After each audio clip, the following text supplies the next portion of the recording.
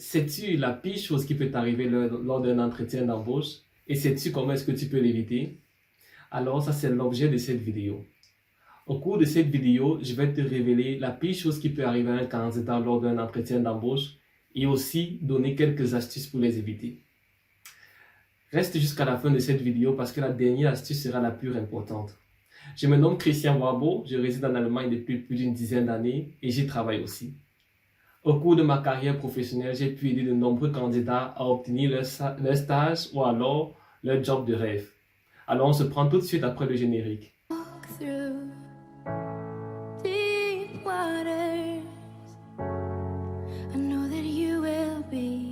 Me voici de nouveau et comme promis, je vais te révéler la pire chose qui peut arriver lors d'un entretien d'embauche. Au cours de ma carrière, j'ai eu souvent l'occasion d'assister à de nombreux entretiens d'embauche, parfois en tant qu'observateur. Et avec ma casquette d'observateur, j'ai pu ainsi observer la réaction du recruteur pendant que le candidat était en train de se vendre.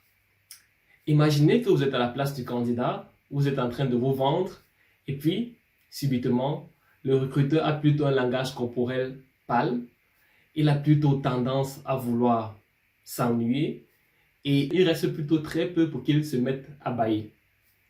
C'est vraiment intriguant, n'est-ce pas?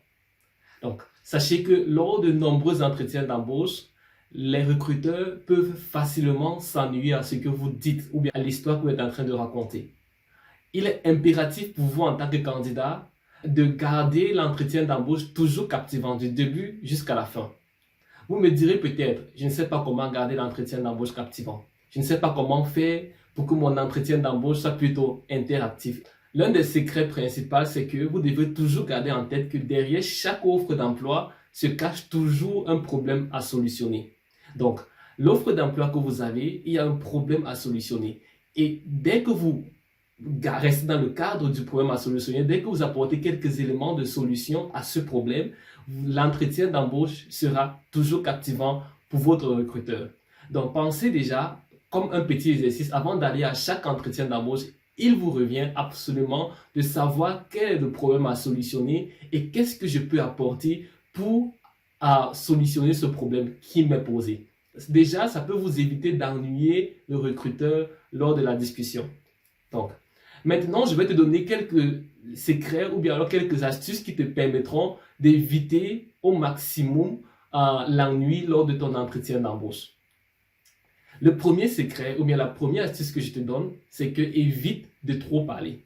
Surtout quand tu n'es pas sûr si le sujet dont tu mentionnes est intéressant pour votre interlocuteur. Donc, ça veut dire quoi? Ça veut dire quand vous n'êtes pas très sûr que c'est intéressant ce que vous dites, essayez de ne pas trop parler sur ce sujet, mais essayez par contre d'être précis et concis. Si réellement ce sujet intéresse votre interlocuteur, il vous posera des questions à ce sujet et là, vous saurez en fait que le sujet dont vous avez mentionné est intéressant pour l'interlocuteur. Et là, vous pouvez continuer à développer et entrer dans le détail. Là, vous êtes au moins sûr que le sujet dont vous mentionnez n'est pas ennuyeux pour votre interlocuteur. Deuxième antidote contre l'ennui pendant l'entretien d'embauche que je vais te donner, c'est que évite absolument de faire des affirmations légères et faciles. Les affirmations telles que par exemple, je suis créatif ou alors mon engagement est au-dessus de la moyenne. Parce que ce genre d'affirmation, tout candidat peut le faire. Donc, évite vraiment ce genre d'affirmation générale et toutes les affirmations que tu vas faire, essaie de les accompagner par des exemples concrets. Pense à trouver des exemples dans le cadre de ta vie professionnelle par le passé ou alors si tu es écolier ou étudiant, pense à trouver un projet que tu as fait ou alors un stage que tu as fait pendant ton cursus scolaire qui montre en fait que tu as fait preuve d'un esprit de créativité au travers d'un projet ou d'un autre projet. Et là, tu seras simplement crédible aux yeux de ton interlocuteur. Donc, il est important de toujours accompagner tes affirmations par des exemples concrets. Donc, pense vraiment à trouver des exemples, pense à donner des affirmations avec des exemples et ainsi tu pourras te démarquer du lot. Le troisième conseil que je vais te donner, ou alors le troisième antidote contre l'ennui, qui est assez importante et qui est la plus importante, c'est pour toi qui es resté jusqu'à la fin de la vidéo, c'est que tu dois absolument, mais vraiment absolument, garder toujours les yeux sur le langage corporel de ton interlocuteur. Je peux vous garantir que le langage corporel donne toujours une information et révèle toujours quelque chose par rapport à ce que le recruteur ou bien l'interlocuteur pense.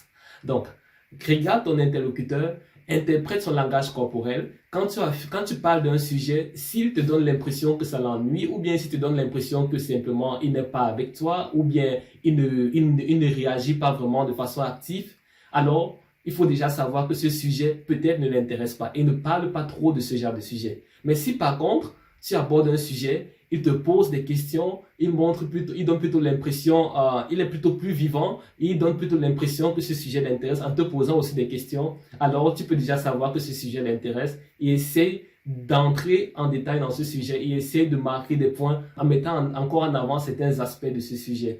Donc, je t'ai donné 3 secrets qui vont te permettre d'éviter l'ennui lors de ton prochain entretien d'embauche et ainsi tu augmenteras considérablement tes chances d'obtenir le stage ou alors le job dont tu as tant rêvé. Si tu as d'autres questions concernant l'entretien d'embauche ou alors concernant comment est-ce qu'il faut postuler, comment est-ce qu'il faut faire un entretien d'embauche, pense à nous contacter et on se fera simplement le plaisir de t'aider à ce niveau. Donc, si cette vidéo t'a plu, pense à la partager pour que d'autres en bénéficient aussi. Et surtout, abonne-toi à la chaîne. Tiens-moi la main parce que le meilleur reste à venir. On se prend pour la prochaine vidéo. À plus.